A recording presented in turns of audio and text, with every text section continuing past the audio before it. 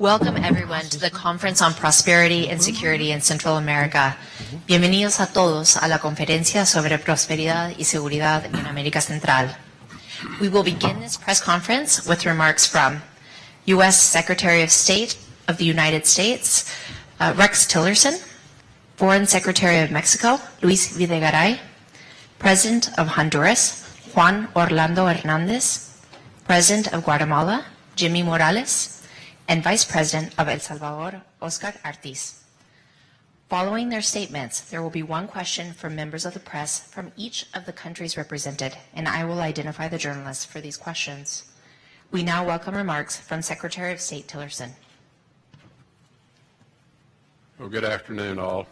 I would like to recognize and again thank Foreign Secretary Videgaray and Interior Minister Osorio for co-hosting the conference, today's events as well as tomorrow's. This conference is a direct result of conversations between Secretary Kelly and myself when we made our visit to Mexico City in February, and the idea of how to strengthen regional security and economic development was discussed with our counterparts, and it was agreed that hosting this event together and assembling the various countries in the region would advance our interest as well. And so again, I want to thank them for that. We also, of course, had Vice President Pence in attendance today, and I think he clearly reaffirmed the Trump administration's commitment to working with our partners in Central America.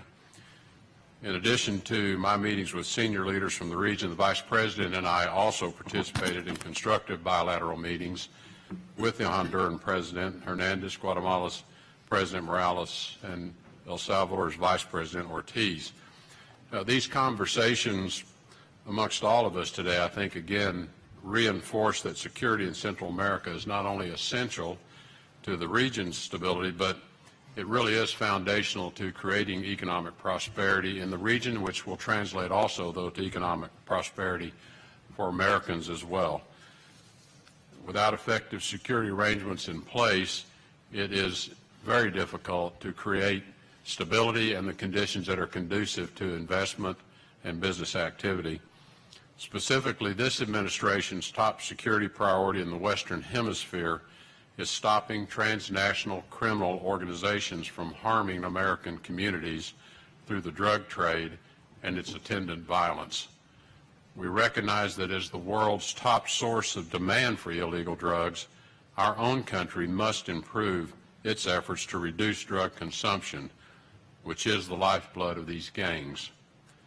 As we address our side of the problem, we call on all our neighbors in the Americas to reject intimidation, strengthen human rights, and increase the fight against criminal organizations within their own borders. In our meeting earlier today, President Hernandez informed Vice President Pence of his decision to elevate the portfolio of human rights from a vice ministry to full ministerial status. The Honduran government has already allocated resources for the new ministry's operation with the intention of further strengthening the institutional framework for the promotion of human rights, the human rights defenders protection systems, and communications and collaboration between the government and civil society. This very important step is to be commended as it demonstrates the Honduran government's commitment to protecting and advancing our shared human rights values and enabling the work of vulnerable human rights defenders. We hope others will follow Honduras's example. We also had many productive conversations with public and private sector leaders from across the region and obviously from the United States on growing prosperity in Central America.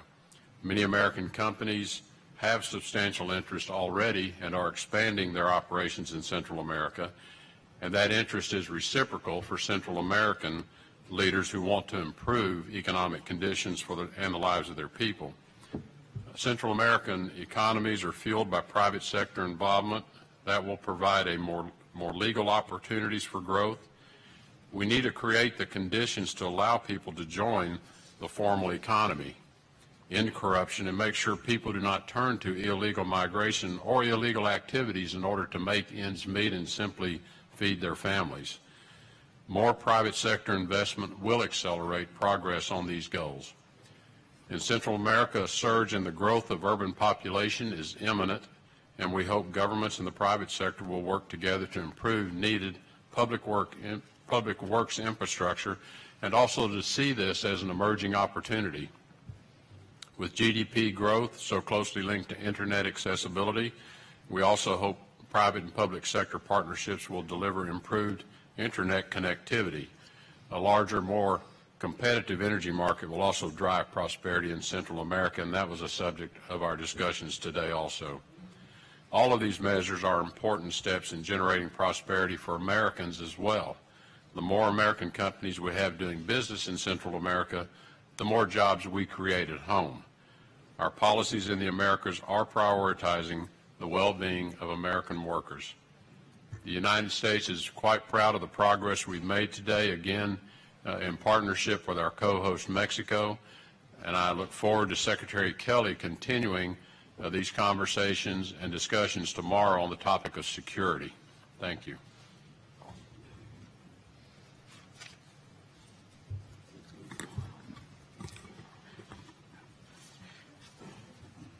Thank you, Secretary Tillerson. This has been an outstanding moment of getting ourselves together and working jointly on common problems, but more importantly, on common opportunities. And I want to especially thank the leadership and the willingness to work and put ideas into reality of Secretary Tillerson. Thank you for all the hard work to you and your team on the State Department, and also to Secretary John Kelly and all the team at DHS. Thank you for all the many hours and the effort to put this relatively in record time together. Because we talked about these just as an idea, floating an idea back in February, and we are here not that many weeks after that. Then this is a reality. So thank you for the trust. It's been it's a real honor for Mexico to co-host alongside the United States government this event. I'm going to switch to Spanish, but before doing that, I just want to thank Florida's International University, President Rosenberg, and everybody else here. Thank you for hosting us and for all your incredible support throughout the day. Hoy concluye el primer capítulo de... This concludes the first chapter on prosperity and security in Central America, and this day was the day that we set aside to talk about prosperity as such. Our common objective is to reaffirm our commitment and to join together our efforts between the public and private sectors to dialogue together on the challenges and the opportunities for development in the region of the Northern Triangle. On behalf of Enrique Peña Nieto, the President of Mexico, I wish to express my thanks to the government of the United States for co-hosting this conference, understanding that we share a responsibility in this area. I'd like to acknowledge and recognize also the presence and the leadership of the presidents of Guatemala, Mr. Morales, and of Hornundas, Mr. Hernández, and the Vice President of El Salvador, Mr. Ortiz, for allowing us to share with them about the experiences in our region on a basis of mutual respect and a recognition for national sovereignty amongst our peoples. I likewise wish to thank for the presence of our international allies such as Spain, Colombia, Chile, Costa Rica, the European Union, Nicaragua, and Belize. To each of you, thank you for being with us, as well as the participation of international financing institutions such as the Inter-American Development Bank, the World Bank, and the International Monetary Fund, and particularly the Inter-American Development Bank and Luis Alberto Morales, the president of the bank, for their generosity and their contribution and creativity in bringing about this event. The support of each is important to capitalize on these initiatives that would promote development in the region. Throughout the sessions today, we've addressed a robust agenda from promoting sustainable infrastructure, mobilization of investors, strengthening of the interconnection of the electric and energy grid, and international energy markets to promote competitivity. We also addressed how to improve customs and economic processes to allow for the flow free of goods between North America and Central America, as well as specific measures that the governments must undertake to promote a better business climate and increase work opportunities for our citizens. Mexico was represented at the highest level in the meetings today with Secretary Chong from Treasury and Public Promotion, who was able to participate in a very interesting panel with the Secretary of the Treasury, Stephen Mnuchin of the United States, whose presence here we are also appreciative of. Also, the Secretary of Electricity of the Energy Secretariat of Mexico and various representatives of private sector participated in today's meetings in panels on an effort for constructive development and tangible results. The conference itself manifests the commitment of Mexico to promote sustainable development in Central America, particularly emphasizing the development of countries of the Northern Triangle. We shared experiences, best practices, and promoted a greater commitment from the private sector. Central America is a priority area for international cooperation for Mexico's development.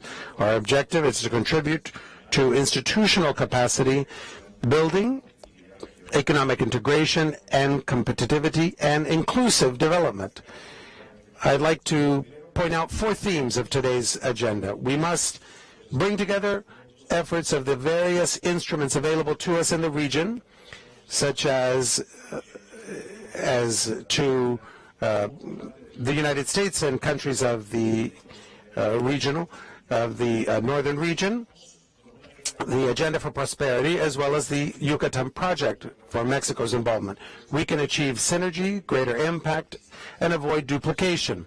This is something that to date has not been undertaken, and the chance to bring together all of the stakeholders in a region, in a regional meeting like this, will allow for greater impact. Secondly, a salient theme is the opportunity for energetic integration, for energy integration, as a way of reducing production costs, improving the level, the economic level, and bringing about greater prosperity for our peoples.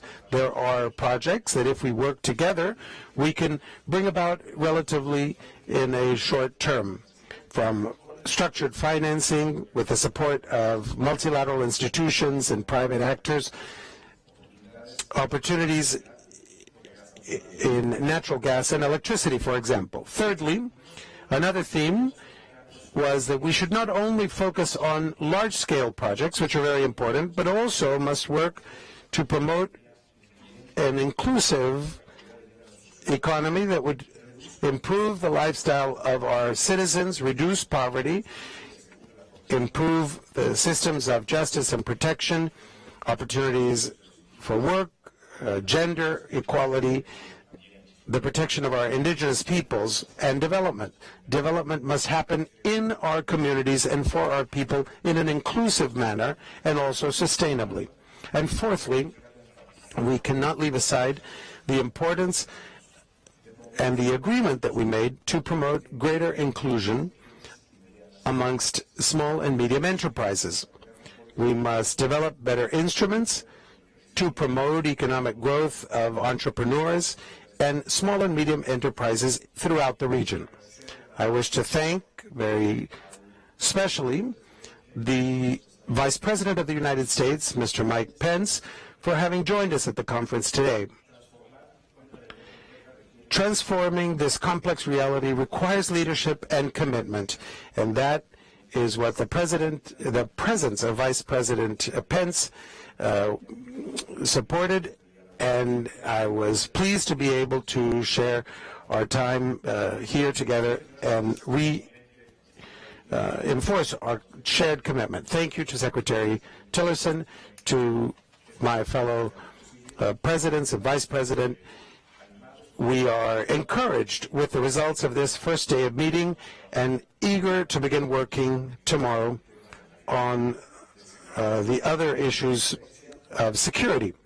This conference concludes today, its first day of meetings, but what we are doing here, in fact, is beginning an effort to collaborate and work together as a team in our shared areas of responsibility. Thank you very much, and thank you for the trust you have shown us.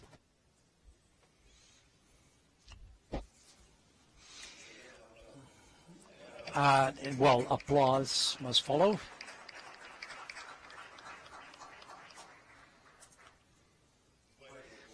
Very well. With this spontaneous applause,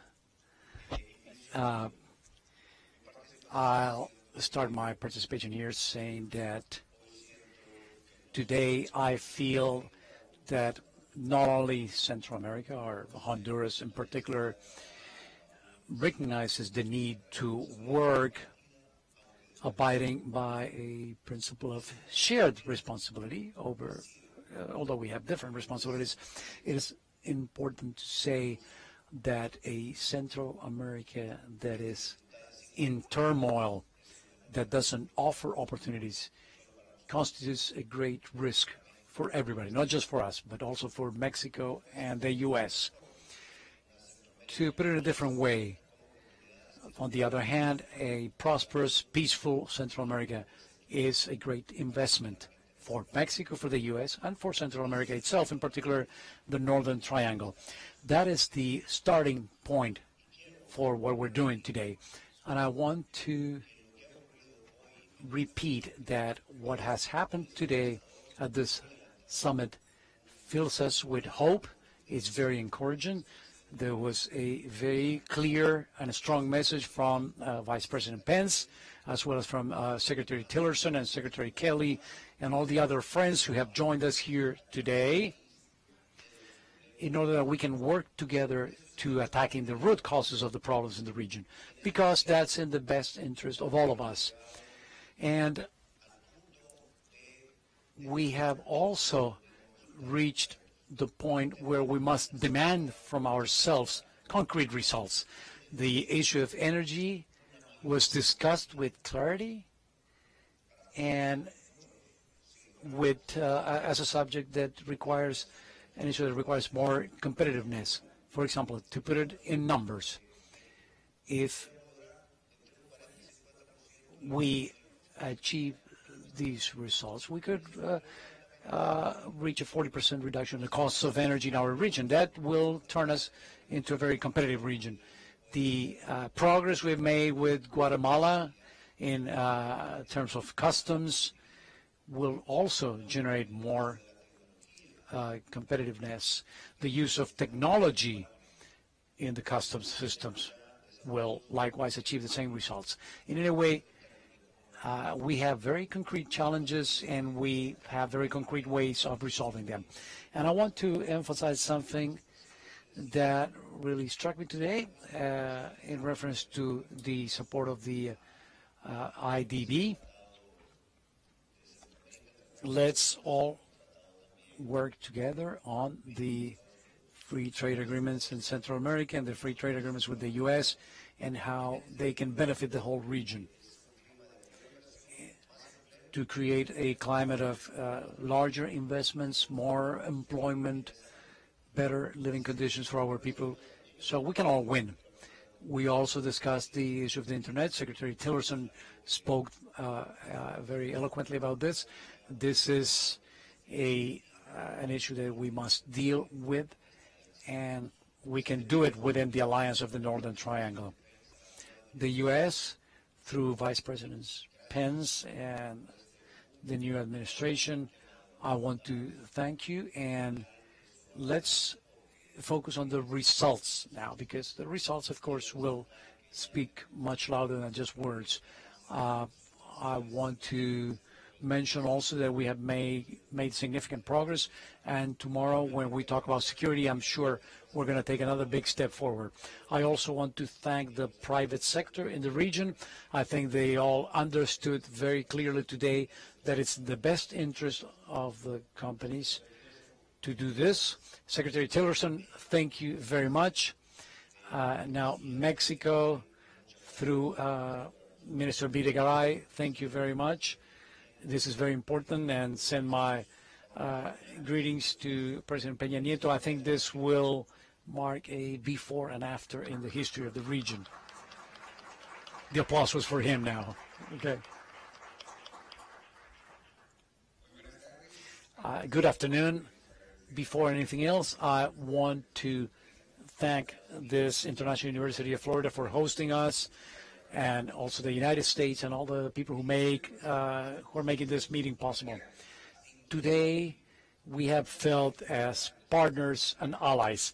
This is a conference that focused on two fundamental issues for our countries: prosperity and development.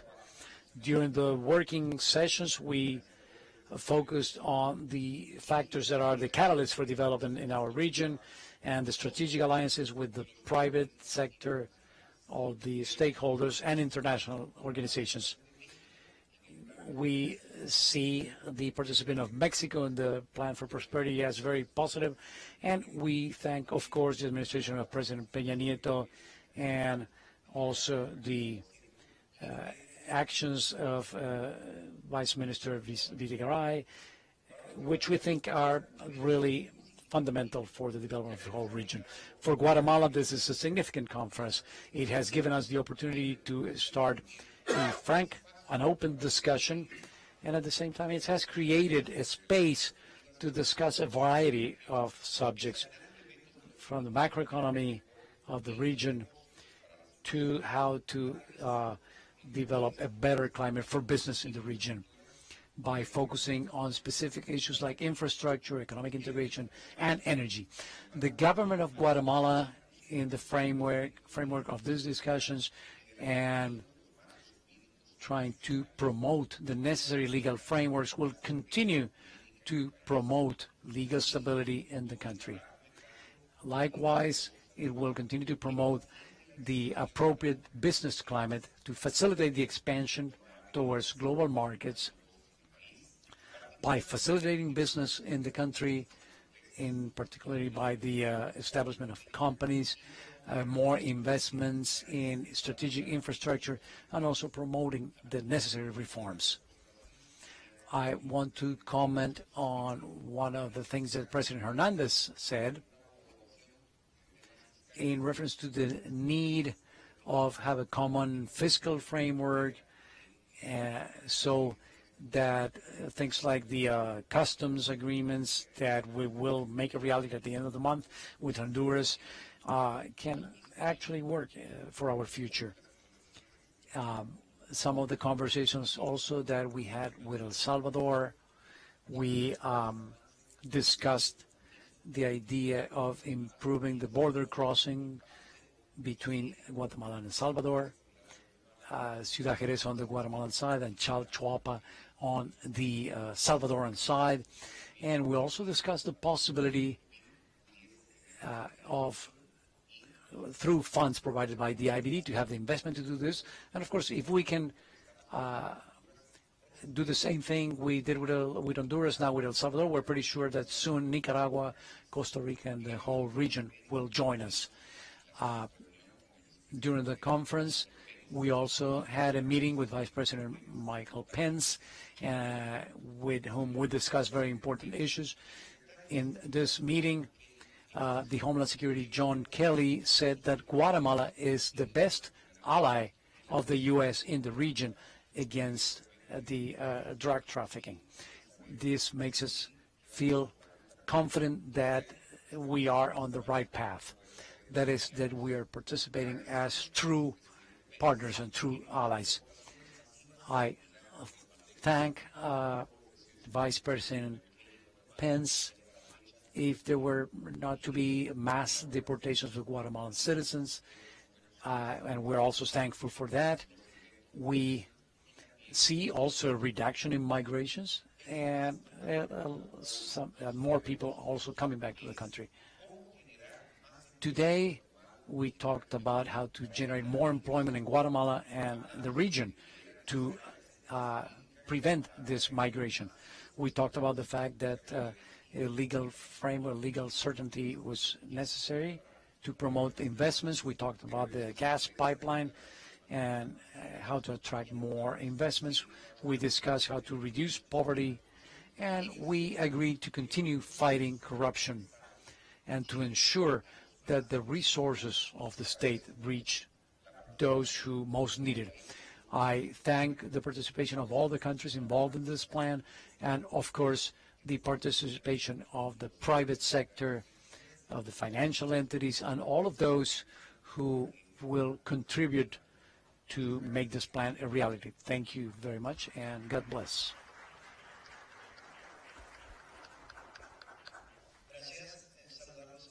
Thank you. Greetings to all of you, and really this is a historic moment. This has been a great day for the three countries of the Northern Triangle, El Salvador, Honduras, and Guatemala, mainly because it has opened new possibilities, new potential that allows us to act not just as individual countries, but also as a bloc, in a planned way, in a better articulated way, and mainly focusing on the common priorities we have in the sub-region. More trade, more economic exchange in the region exists now between Honduras, Guatemala, and El Salvador, and we have to take advantage of this opportunity. It has been a highly productive day. We are very pleased and we feel optimistic. We know that this is an effort on two different paths. We are partners that are sharing a short-term, mid-term, and long-term vision. And also, we want to commend the participation of the U.S. administrations through Secretary Tillerson and Secretary Kelly, as well as Vice President Mike Pence. And we want to establish a framework for cooperation and exchange that in this case is enriched by the participation of Mexico through Vice Minister Videgaray, who is a key ally in all the processes and all the economic issues that were discussed during this conference. It's great also that we have the interest of other actors in the Central America region and allies like Europe. It's important that we can now reaffirm our commitment also with one of our most important allies, which is the U.S. And we are happy and satisfied by the firm and decisive way in which, from the highest level, the commitment has been affirmed to accompany this initiative for prosperity in the Northern Triangle. The main issues have been established, the main issues for our cooperation and economic exchanges, the economic issues, investments, and of course the issue of security. There's a new element that we appreciate as a country in El Salvador, which is that now we are focusing on a factor that needs to be considered more and more for the purpose of improving prosperity in our countries, for improving the investment environment, in order to identify better opportunities for foreign investment. For all of this, the private sector is key. And this first day has shown the countries of the Northern Triangle that we need to have stronger partnerships between the public and the private sector. There's no other way to have a qualitative leap on what our proposal is as countries, as a region. If we do not let the private sector do what they need to do, if we don't provide the incentives and the stimulus for this, we have a vision, and it's important to share this vision with the private sector. I think this is something that distinguishes this conference from others. We're seeing a great potential in the private sector that we have not really leveraged yet. And of course, I would like to say also that it has been of great importance to us the fact that in the exchanges we had, in the conversations we had, we have identified issues that we can start to work pretty soon in the short term. The presidents of Guatemala and Honduras have already said this. For example, we need to accelerate our process of customs integration and mechanisms to facilitate trade within the region.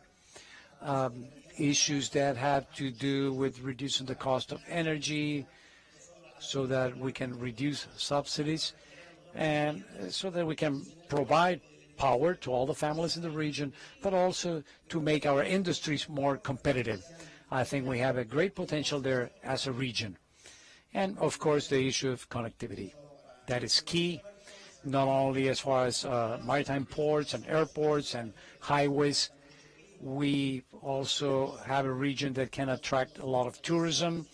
We have beautiful landscapes, and we believe that this historic conference is opening up all of that potential without losing focus on the region's commitment to a strengthened democracy and stronger institutions. That means that we need to have more transparency. The citizenry needs to be better informed. They need to have better access to what the government is doing every day.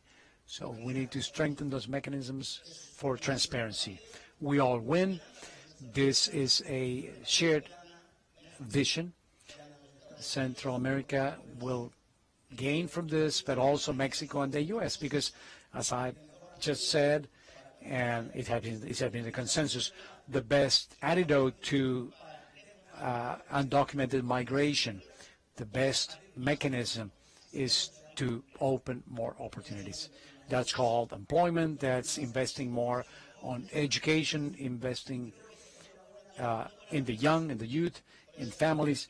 And I think that's good news. I want to thank the Trump administration for this firm step. Secretary Tillerson said it very clearly, as well as the Vice President with his speech today at noon. He couldn't have been any clearer. And we believe we have had a very positive day for everybody. And tomorrow we will focus on the issue of security, and I hope we will have the same results we had today. Thank you very much.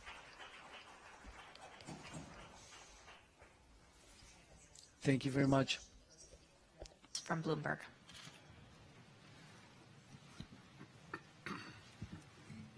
Thank you. Mr. Secretary, a two-part question. Your 2018 budget sets out a series of cuts to all of the countries whose officials are represented on stage with you. Did you get any pushback from them on these proposed cuts, and how do you plan to implement this ambitious agenda given those cuts? And then secondly, can you tell us whether the U.S. is considering any sort of response or retaliation to North Korea, given that we now know Otto Warmbier suffered extensive damage to his brain as a result of his captivity with the North Koreans? Thank you. Well, I think it's notable that, in fact, direct aid was not much in our conversation today. I mean, clearly there's a recognition that U.S. programs, USAID programs, and others are certainly a strong enabler to many of the changes and reforms and economic development that we are seeking to promote in Central America, but also further in the region. But interestingly, all of the countries in all of our discussions were more interested in talking about actions they can take.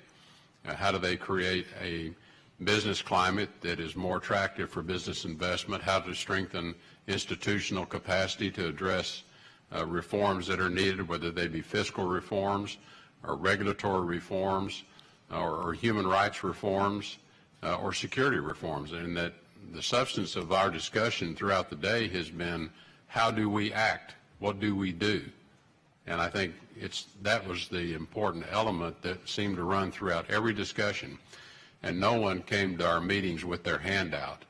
No one came to our meetings with any great concern, I think, over where our budget will ultimately land when the U.S. Congress completes its own deliberations and we complete our ongoing dialogue with them. I think, having said that, this region continues to be very important to the United States. Even in the budget that was presented to the Congress, there's substantial monies in the budget to continue our commitment to support Alliance for Prosperity, to support our joint security, strengthening of law enforcement. So I think there is in no way any indication that somehow our interest is in any way diminished in the region. If anything, I think this event, and again, thanking my co-host here, but this event, I hope, is giving people a sense of how this administration, the Trump administration, is going to engage with regions in a more collaborative way and deal regionally. It's not just us. This is the neighborhood. These are the neighbors and other neighbors that came to the conference today. And this is the approach. We think it's time to start dealing with a lot of these challenges in a more regional, integrated fashion instead of just trying to solve them one country at a time. And I really appreciate the strong engagement from all of my counterparts that are here on the podium with me, but also others that have participated in the parallel sessions that have gone on. I got very good feedback from those sessions as well. So the aid is important, and we will put it to good use, whatever the Congress feels is appropriate for us. But there are a lot of ways that we can help this region of the world and others through these types of mechanisms as well. As to a response to the North Korea and the return of Otto Warmbier, we are glad he is home, rejoined with his family. We're not commenting on any of his health circumstances. It's a private matter that's up to him and the family, nor are we going to comment on the circumstances of his condition and how he might have come to be in that condition. So I have nothing further to say on that. The next question goes to Leila Santiago from CNN Español.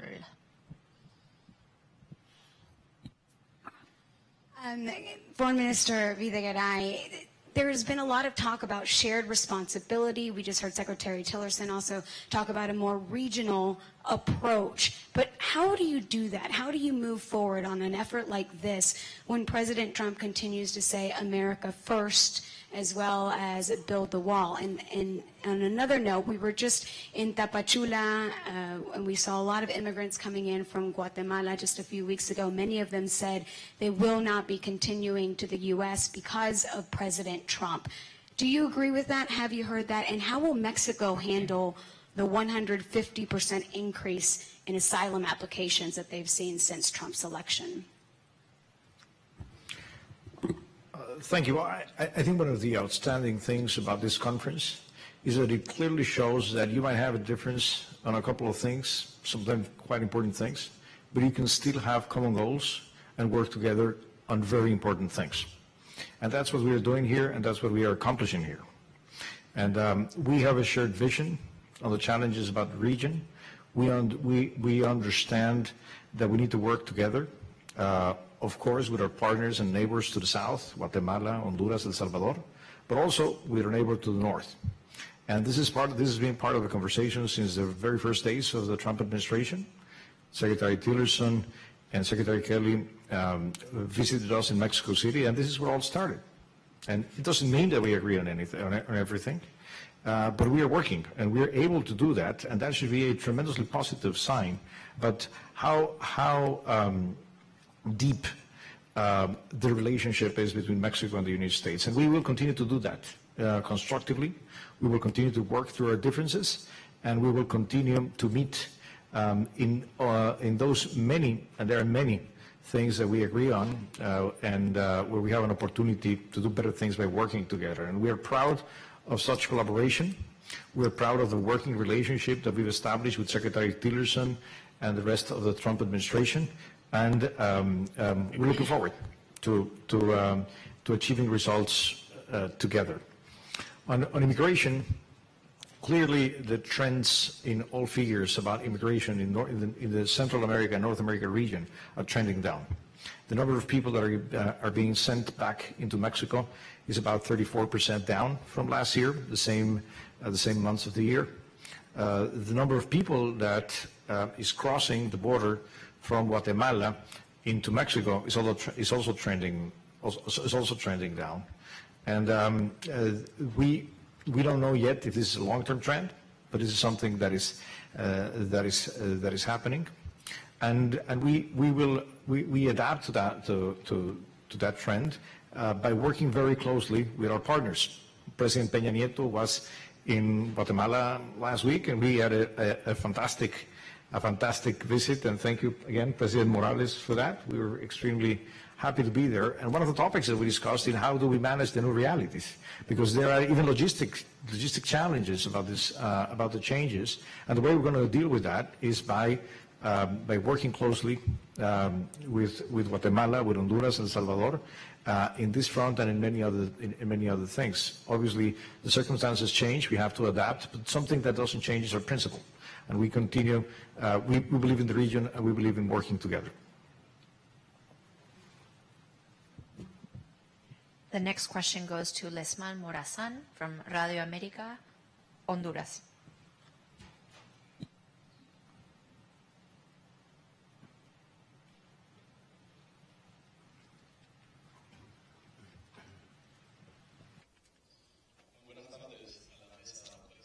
Good afternoon to all the members of this panel.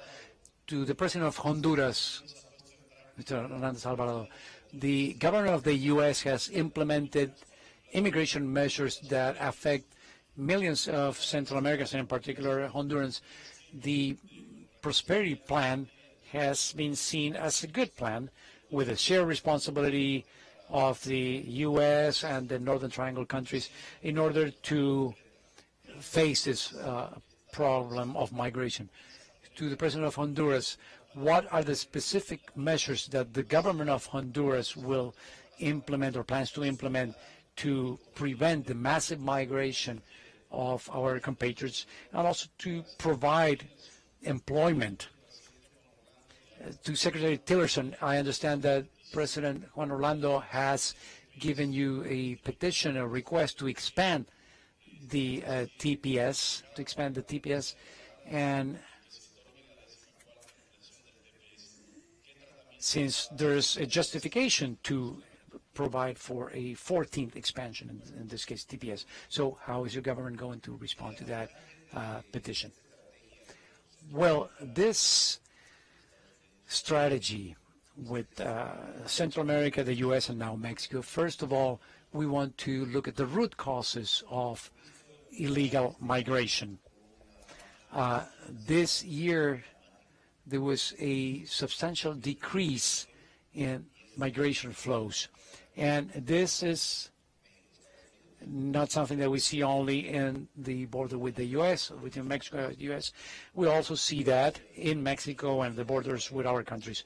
We have really tried to make the Honduran people aware of the great risks that this exodus or this difficult migration creates, and I think that the message is getting through. But at the end of the day, we're here to attack the root causes of the problem. The advances in security in our country are significant. I am thankful for the words of Vice President Pence today and Secretaries Tillerson and Kelly, but we know that that's not enough. We need to make more progress. The infrastructure that we're building right now, ports, airports, highways, in order to leverage the economy, the productive base of the country. Those are good efforts, but not enough. That's why we have told the private sector, we told them about the Honduras 2020 plan, which will generate employment in our country. We don't think, though, that it's enough to do this just in Honduras. There has to be a regional approach. And tomorrow, when we discuss security, we will talk about other things. We believe we are on the right path, but there's a lot left to be done. And what we heard from Secretary Tillerson and Kelly today, and from Vice President Pence, and now having Mexico on board now as an active member of the alliance, we don't have any doubts that this is the road to success. So I also must say that, yes, today, both verbally and in writing, we express our position about the Hondurans who have benefited from TPS, from the temporary protection status, and it's something that's we recognize that it's a sovereign decision of the U.S., but we see also how troubled our compatriots are.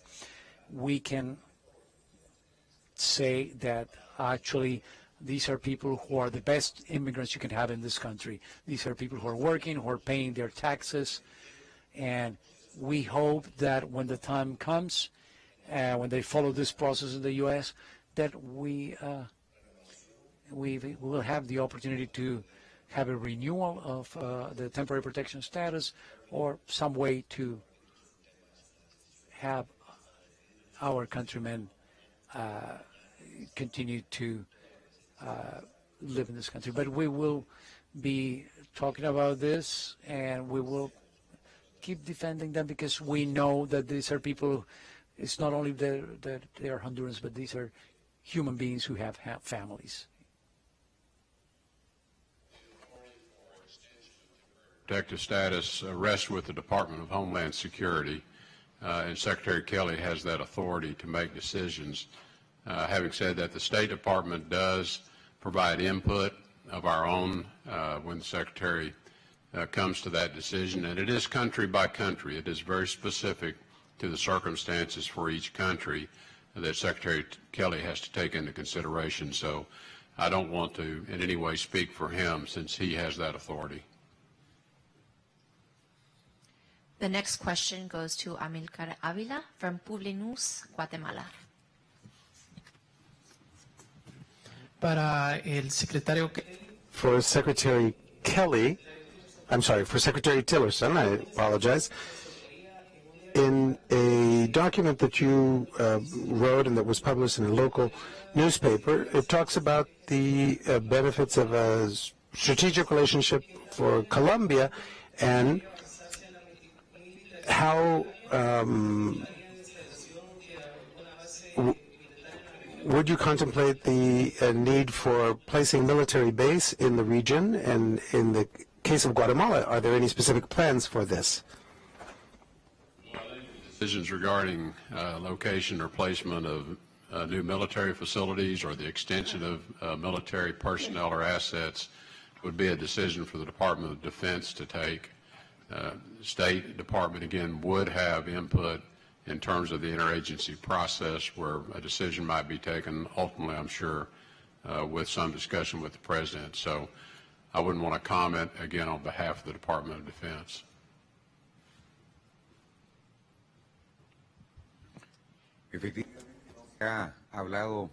In effect, there have been no conversations of any militarization under any circumstances. In the case of Guatemala, we are participating directly with our own security forces to face the emergent threats, such as the threats from international organized crimes, criminal organizations in the region. We have undertaken planning with our own security forces for them to respond in the protection of our national security and international security as well.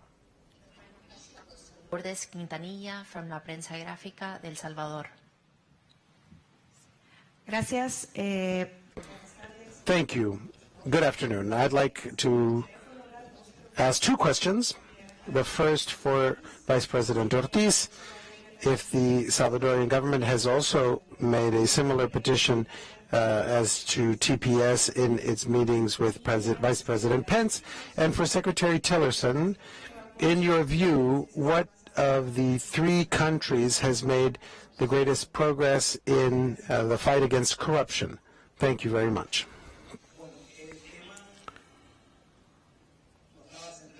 The issue was not really raised in the exchanges of these days. We have already expressed what the priorities are and the shared interests that have been raised in terms of addressing these in the short, medium, and long term. We have noted points of common understanding, and those aspects are areas in which we still can make progress. However, in a meeting today with Vice President Pence, we addressed issues more broadly of interest in our agenda and our concern for our own citizens with TPS status. There are a good number of Salvadorians who fall within that program, the TPS program. And what we did raise was the need to have time to act quickly. And the spirit of this meeting is in that view as well. We need to have time to work, but to be able to work quickly. And TPSers, as they are known, are a key factor